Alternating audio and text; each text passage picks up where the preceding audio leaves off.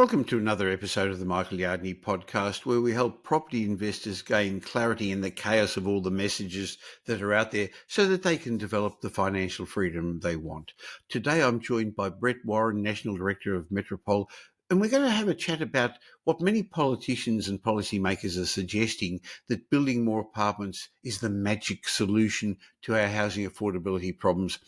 In fact, I don't think that's the case. So if you're a property investor or simply just interested in understanding about what's going on with property and you want to understand about the complexities of the housing market at the moment, we've got some factors that are going to help you make some smart decisions. At the end of this episode, you'll understand a bit more about why affordable housing isn't going to happen by building more apartments. So let's get on with the show. Welcome to the Michael Yardney podcast, where twice each week you will learn a number of new ideas regarding success, property investment and money in around 30 minutes.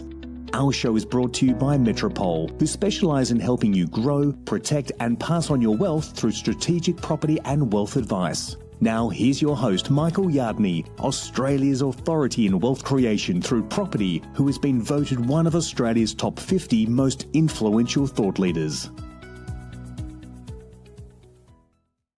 Hi, Brett. Hi, Michael. Good to be with you. Now, Brett, it's a popular catchphrase at the moment, particularly amongst politicians and policymakers. Hey, just build more apartments and we're going to help solve the housing crisis. Boy, it sounds simple, almost too simple. And I think that's because it is. In reality, building more apartments, well, in my mind and the people I'm speaking to, is far from a magic bullet that the politicians hope it'll be. And there are some ways it could even make the situation worse. So, Brett, I'd like to just dig into this conversation a little bit today. Yeah. Look, I think it's a really important conversation to have. I mean, we're in a pretty serious housing issue, affordability issue at the moment. So, certainly having ideas and sharing ideas is important, because obviously politicians are very short-term focused with the way they are and the way they are. So I think, understanding, I guess, this oversimplification of, supply and demand in our housing markets is really, really critical. And I know part of that is demographics, Michael. I know you and Simon Kersenmaker often talk about that on your podcast, and maybe that's a good place to start as well. Well, I think politicians are going to be discussing it a lot more because we're in an election year and housing affordability is not going to, the issue is not going to go away. So they're looking for some quick fixes. But it all has to do, I guess, with supply and demand to a degree, but it also has to do with supplying the right sort of properties, what people want to live in, but at an affordable price. So there's a widespread misconception that apartments are cheaper and more efficient ways to provide housing. Sure, you can provide 150, 200, 50, whatever, in the one spot. That's right. But it doesn't make them cheaper, Brett. It doesn't make them more affordable. In fact, building apartments is considerably more expensive than constructing detached homes. Anything with a crane, anything that involves a union, Brett, must cost 30, 40% more per square metre compared to a standard house. Yeah, look, it does. And I think, doing our research on demographics, the two major, I guess, age groups that are going to drive this next decade are probably going to be those millennials that are now at family formation stage, and they're wanting to have children and they probably want a bit more space. So that's not going to suit them.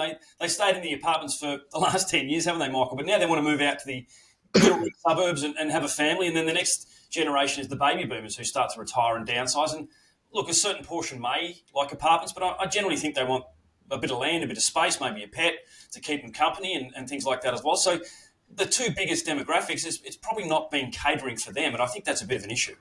Well, they're catering for the wrong sort of apartments for the downsizers. So, again, as we said a moment ago, they're more expensive to build than houses. Where developers are still making a profit, Brett, at the higher priced luxury end of the apartment market, where they can offset the increased cost, because at the affordable end of the market, it's just not financially viable at the moment. The result is to push more apartments isn't going to provide what the government's looking for, affordable housing. But if developers get it right, they could well provide apartments for, well, we don't like calling it downsizing at my age, Brett. We call it right-sizing. And, Pam and I moved into an apartment, a decade ago now, but it's actually bigger than most houses are. Yes, it is. Yes. But interestingly, Pam and I were just at New Zealand a short while ago, and we saw in Christchurch how they've actually replaced. Well, remember, large parts of Christchurch were unfortunately fell down during the earthquake, so they've replaced them with lots of townhouses. And there, these townhouses are 60 to 80 square metres. They're really small, single-fronted. They don't have a front or a backyard. And even though they're 60 to 80 square metres, since they're double-storey, they lose space with staircases. So that's all people can afford at the moment, but they're not going to be wanting to live that way for very much longer. So in Australia, they've got to start building the right things. So one of the things is the cost of apartments. Yeah. The other is many people have found that it actually costs a bit more to live in apartments, the day-to-day expenses, but also it's all the construction defects. There's been a lot of concern about that and a lot in the news. Yeah, there has been. I mean, if we go back to the cost of living, I mean, that's rising. You're looking at significantly higher body corporate fees. It's amazing, the body corporate fees now with pools and gyms and spas and all the rest of it. There's also the insurance premiums. I don't know, health insurance and insurances have just skyrocketed lately. And it's particularly energy costs, right? With all the closing of the power stations and that are happening, and the transition to renewables is really affecting that energy circuit. So that's an issue. And then obviously the unexpected maintenance issues, which again, like you said, maybe there's defects. A lot of the newer apartments have defects and issues with balconies and stuff like that as well. So those maintenance costs also rise in value too, don't they? So it's a massive concern. I know we had a lot of issues with cladding in New South Wales and another few issues with floors with construction costs and defects with flammable parts as well. So that's a major concern. Well, interestingly, as I said, Pam and I live in an apartment. We've got a lovely roof deck on top of us. We just spent a fortune pulling up all the tiles and resealing it. We didn't build it. We bought it from somebody who had lived in it for a while, a very good builder had built it. But we were getting leaks coming through. I don't know a new apartment building that hasn't got leaks. I don't know why we can't build them here in Australia. They seem to be building them in Europe. In fact, the New South Wales State Government Strata Survey revealed 53% of apartments built between 2016 and 22 had at least one serious defect, not just a defect. And I think that happened when construction standards were sacrificed for speed and profit. Remember, we had that huge building boom. You had it in Brisbane, we had it in Melbourne, it was in Sydney as well. It put homeowners at risk, but it's undermined confidence. So I know a lot of people listening to this are investors, and you and I have for years said family-friendly, older, established apartments make good investments, but the new apartments, I'd be very wary of those, Brett. Well, we'd be having a different conversation, wouldn't we? Because those buildings were built in the 70s and 80s and when things were made to last, and they're still standing today because they're made of brick and all the good stuff, and there was no sacrifice for space and money and things as well, as you kind of mentioned. So there was no corners cut, and they're exceptionally good apartments, and they do very, very well for investors and also for homeowners as well. So you're exactly right. Well, I know just this week, David Cohen bought an apartment for one of our clients, one of your clients actually, from Brisbane in Melbourne. And while in general we're not that comfortable with one-bedroom apartments, David bought a great property in a tree-lined street, 3 minutes walk away from the tram, and trams are very important in Melbourne, 2 minutes walk away from the local shopping centre. But this one-bedroom apartment was the size of a two-bedroom apartment. It had an ensuite, it had a balcony so people could live there. And that's what we're sort of talking about family-friendly. It's got to have the right floor plan. You don't want to fall straight into the apartment. If you've got more than one bedroom there where people often share, you don't want the bedrooms off the common living areas. You want to have a laundry facility there as well. So even some of the older apartments weren't built well. So it's not just any apartment. But Brett, some people would say, but Michael, you keep saying that it's the land that goes up in value. So why should I buy an apartment that doesn't have any land? Well, that's a good question. It may not have any land as such, but it certainly has a land value and an intrinsic value. And look, probably in Sydney as well. But in Brisbane, probably about 3 or 4 years ago, we had a client where a developer actually came and knocked on the door, and they'd paid about $600,000 for this two-bedroom unit, in a reasonably good position, and that they offered him $1.1 million per unit. So it was $11 million. To buy up the land to do something more with. They paid him $11 million for the land. And because there was 10 apartments, they ended up with 1.1 million. So there is a land component, and the land will increase in value. That's what increases in value because it gives us its position. So it's not necessarily the land that size as such. It's certainly the land value and that component that's going to grow in value. Sure. So therefore, if there's 8 or 10 apartments on a block, the land intrinsic land value is higher than if there's 200 on the block. But some people say, oh, the building depreciates and the land appreciates, so why should I buy an apartment where it depreciates? The answer is, at today costs, that's a tax argument. It's not a real world argument, because today it costs 30-40% more to build a new apartment than it did before COVID. And so currently a lot of established apartments are available below replacement cost, and that's what we like, something below intrinsic value. So therefore the cost of replacing it has gone up over time and will continue. So while inflation has settled and one reads that building costs aren't going up as much, that doesn't mean that they're not high. It doesn't mean that they're going to go down. It just is going to cost more to build the new properties and to build them properly, because at the moment, if people, quality counts, quality matters. If people can't trust the product, they're not going to buy it. So I guess we started off this discussion, and as usual, as you and I have a chat, we get sidetracked a bit. We're trying to explain that while the government suggests let's build more apartments and that'll solve the problem, I can't see it being solved anytime soon, because we're not building enough. They're going to be more expensive to build. The building approvals are not coming out through the councils anywhere near as quickly as we need. And then the time to construct apartments has gone up. Recently, the Master Builders Association suggested that the time to build a home over the last 15 years has gone up by 40%, and over the last 15 years, the time to build an apartment, once you can make it viable and get it out of the planning stage, has gone up 33%. Brett, that's got to add to the cost with the holding costs. Well, it has, hasn't it? I mean, look, it's adding to the cost. Certainly, we talked about 30 or 40% more, and if prices haven't risen, I mean, Melbourne's a good example where prices haven't grown as much. Construction costs have probably grown faster. So to get a product out of the ground there's got to be pre-sales made and things like that as well. And then, as you said, if construction costs are gone up, but also now we have to wait 30% longer, and those holding costs are going to be incredibly difficult. I can't see it working out too well in the short term, that's for sure. Well, the politicians are going to be disappointed, but I guess at the moment they've got to say something. They've got to look like they're wanting to do something. And I believe deep down they do want to do something, but some of the decisions are a little bit uncomfortable. In my mind, supply-demand equation is oversimplified. Increasing supply doesn't automatically lower prices. I mean, because that's what they're saying. We want more affordable accommodation, especially if the supply doesn't match what people want or need.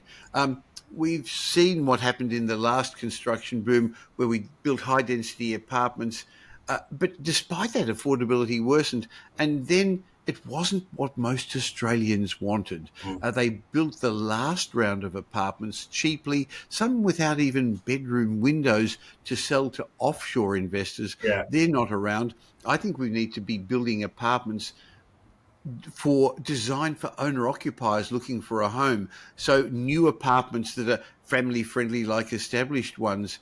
But they're not building them at the moment. No, and you touched on that point there, which I think is important as well, that those kind of two bedroom high rises, they're investor dominated, aren't they? So more than 50% of that market is actually bought by investors, and particularly overseas investors, because they need to buy brand new, or other kind of marketers and project marketers and things like that as well. So that's not really solving the housing issue. So you're 100% right. It has to change. The focus has to change to what homeowners want, and those family-friendly type of apartments, and if they are downsized, there's more around for them and things like that as well. So I agree 100%. Well, I think I'd just like to touch on a point that you mentioned at the beginning of our chat, that high-density living has been promoted as a solution, but it doesn't suit what a lot of people want. It doesn't. It may suit the young professionals. It may, if it's the right size, suit empty nesters. Yes, it'll suit investors looking for yield, but many Australians, especially families, especially those millennials moving into family formation age, they prefer homes or townhouses. They want yards. They want more bedrooms. I guess they want privacy. These are things that high-rise apartments that the government's encouraging just don't provide. No, and that's it, and that's why that focus has to shift. If they really want to make a useful change, they're going to have to focus on how they get these things into these kinds of buildings, and maybe it's the way the floor plan is, or the combination of things that can actually bring those people to the area and the location to take those properties up. Well, as we've said a couple of times, currently it's just not financially viable. When will it work? It will work when the next round of apartments to get out of the ground are financially viable, when established properties increase in value. New properties will always cost more than established properties, but when established apartment prices increase considerably, then, hey, it doesn't cost that much more to buy a new one. I'll actually buy a new one, is what purchasers are going to think. Yeah. But according to CBRE, the big international real estate firm, and more recently I read a report from Charter Keck Kramer, we're just not going to build enough, and this undersupply of apartments is going to last for, in their estimates, 5 to 7 years. In other words, the housing crisis, and in turn then the rental crisis, isn't going to go away anytime soon. It's a double-edged sword, isn't it? Because people complain about greedy investors, but at the moment, the government's not doing a particularly good job of providing housing for others as well. It's the investors that do that. So I think it's a call for a holistic strategy, isn't it, Michael? Really focusing on quality over quantity, not just pumping out units, but understanding the family needs. There's obviously some regulatory standards, and there's a lot of red tape that's crept in. There's a lot of union costs and labour that's kind of skyrocketing as well. So it's a real holistic approach. It's not just simplifying it by saying let's build more apartments that's going to provide that solution. I just don't see that that the governments are willing to probably take that on board. Well, in Victoria, the government said, hey, we can now start building 50-storey apartments in some of the suburbs. Now, the concept of building high density around transport hubs, around train stations, around already established shopping sounds like a good idea. It's just not practical, because to build large developments, you can't build them on a single block. You've got to amalgamate a whole lot of properties to have a wide footprint to make it work. Otherwise, you've got a thin pencil tower that's going to fall over. So while it sounds like a good idea, and the government says, we're going to fast track the approval of them, developers are going to have to take a financial risk, amalgamate the sites, get it through council, then get finance, and they're not going to get finance until they pre-sell a portion of them, and we know that's very hard. So despite the best intentions from government in Victoria and the Minns government in New South Wales, who said, we're going to now rezone things and allow upzoning and allow more medium density development, it's heading in the right direction, but it's just too simplified. It doesn't work that way, Brett. No, it doesn't. And hopefully they realise that before it's too late, because, like you said, it could go on for another 5 years, but if they don't get it right, it will go on for another 10 years. And, everyone in Australia, no matter who you are and what side of politics you're on, and, we care for our people, and we want our people to have homes. And I often hear you say that too, Michael. We want people to be comfortable with their living, and every Australian deserves to have that. So they've got to listen to that at some stage. Well, the powers that be suggest that the best, the powers in the construction industry and the real estate industry suggest that it suffers from fragmented regulation. It varies from state to state. There's been poor enforcement of the regulations, and we know that because, some bad buildings have been built there. There's been oversights. Builders have been able to cut corners, and it's led to what we mentioned before, all these defective buildings. It's a crisis that we're now facing what happened before. So we need stricter, more uniform national standards. I know the unions have been sort of pushed out of the story a bit because they've added considerably to the cost. So reforming some of the planning standards is important. But, Brett, there's huge taxes everywhere along the way that's just making it unviable to build. Even for building a new home in the outer suburbs, it's suggested that close to 50% of the cost of a new dwelling is tax. So the government, I don't know. It needs the money, I guess. Yeah, Not, I guess, I know. yeah. I don't know how they're going to do it.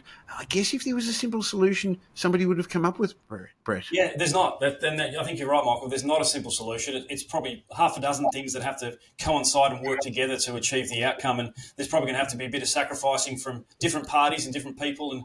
And certainly, fast tracking those kind of things will need to have some red tape taken away and some procedures fast tracked and stuff like that as well. So it's a difficult one to get right. And it's something that, building more units is barely even scratching the surface. 100%. So have we given a solution? No. Have we spent half an hour talking about a problem? Yes. And wouldn't it be nice if we came up with the solution, but people who are paid a lot more than you and me to come up with them haven't managed to do that. So if that's what the market is going to be like over the next couple of years, as people interested in property, as you and I are, and as the listeners and viewers of our podcast are, I think you've got to understand what the marketplace is going to offer. So basically that suggests that there is fundamentals underpinning property values of houses, townhouses in particular, which are going to be a more preferred style of accommodation because people can't afford houses, and also the right sort of apartments, because it's going to be quite some time until the problem gets resolved. It also means rents are going to keep going up, just the supply and demand equation there, and values are going to keep going up because all these people who are coming to Australia need to live somewhere. Migrants don't bring houses with them. They rent for 2 to 3 years, but often by the 5-year mark, they buy something. And while many would like to buy a house and land, I mean, they've come here to have a better lifestyle. I see a wave as all these migrants who've come over the next couple of years, once they've settled down, they've all got jobs, they've had to bring money with them, they got high-paying jobs. We've got a whole wave of new people who are going to want to get into the market to buy properties, Brett. Yeah, look, I think that's probably a good story for Melbourne at the moment. I think that's where Melbourne's heading. The people are coming back, but they're not buying it, are they? They're going to live. They're going to find out where they're going to work, where they're going to live, and that takes generally a year or two. And then when they're going to start buying, they're probably going to want to start buying good properties in good locations. And I certainly think those high-rise apartments might be good for them while they're renting and finding their feet, but certainly after that they become null and void. Sure, there'll always be the international students, and they're going to want to live close to the universities, close to the colleges of higher education, and in particular, many of them in the CBD. And I know the government's fiddling with the numbers of students coming in too.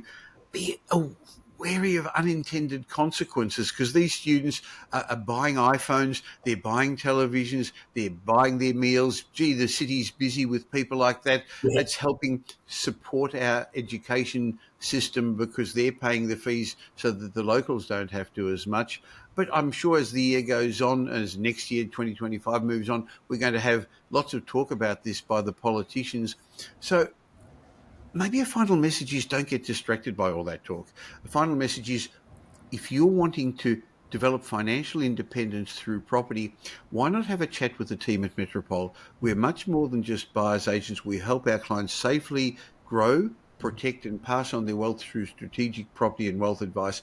And it's done by starting with a plan. We help you plan to become the investor you plan to become. We put a strategic plan together and then we help you implement it. And since our wealth strategists have got no properties for sale, the advice they give is independent and unbiased. What would you say to somebody, Brett, who's thinking, maybe it's the wrong time. Hey, look, it's almost the end of the year. I can't be bothered at the moment. They could be right, but they could be wrong also. So it's a really good time to actually get information and understand information. And to do that, you need to understand where you are now. So by talking to someone and understanding your current position and where you need to get to, you're going to have a really good idea of what it takes to get to that next level. I know a lot of people come to us wanting to talk about property, but we very rarely talk about property in the first instance because it's about understanding their needs and what they want to do. And then it's about actually helping them understand what they need to do to get to that and what they need to do to implement. And certainly at the moment, there's a lot of obstacles in the market, but with obstacles, people see opportunity, and that's what we help people see.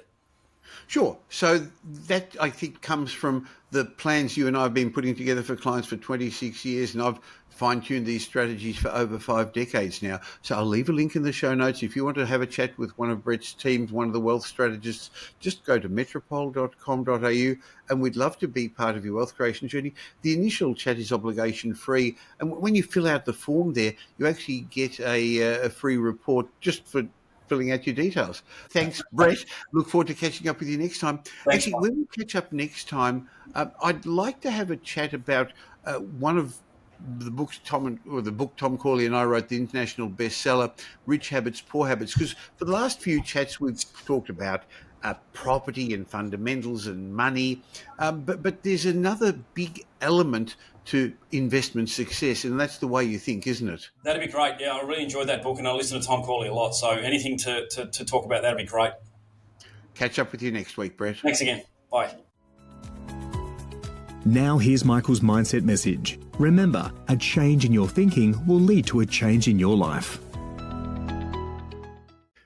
In my mindset message today, I want to discuss with you the concept that everybody is born lucky. Your very existence is all the proof that you need. Dr. Ali Binzari's he was the author of a book called Tao of Dating. He estimated the odds of you existing 1 in 4 quadrillion. He makes a very impressive analytical argument in arriving at that number in his piece, You're a Miracle. But I'm not going to ask you to read it all. I'm going to save you the time. I'll give you the short version. He said humans have been around for about 3 million years, or 150,000 generations. So he said the odds of your ancestors surviving those 150,000 generations are staggering. The odds of your parents meeting are staggering. The odds that one unique sperm cell meets another unique egg cell, that's staggering. In short, you're a miracle just by virtue of being alive. You're an impossibility. Yet here you are. Despite the fact that your existence defies impossibility, so many of us live lives drowning in impossibility. Rather than embracing the notion that your mere existence is proof that anything is possible, the average Australian they see impossibility everywhere. They view their lives through the lens of impossibilities, all the problems occurring in the world, the government giving them a difficult time, their parents having not brought them up right. They've got all these limiting beliefs that anchor them to the lives of mediocrity, blaming other people. And that's a real shame. When you consider the near impossibility of you even being alive, it leaves no doubt that everyone who's alive was born lucky. The very fact that you exist means you're lucky. It also means your very existence is a gift. You've been given a very rare opportunity to exist, which means you've been given the opportunity to make that life meaningful. You're clearly here on earth to do something. Do something with that gift. That's my thoughts anyway. So knowing you should not even be alive, that your existence defies the laws of probability, is all the evidence you need that anything is possible. In other words, it means you can realize your dreams. My mindset message today should be telling you that you can achieve your goals, that you can become successful, that you can become rich. So stop being negative and live the life of your dreams, because it's not impossible. Why? Because your very existence means you were born lucky. So be grateful for the opportunity that life's given you.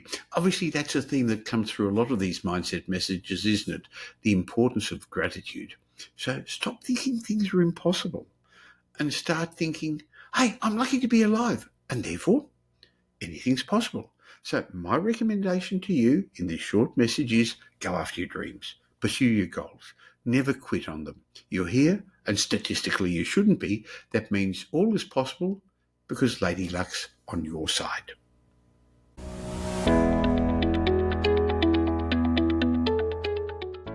Thank you for spending the last little while with me. I hope you got some benefit from this show.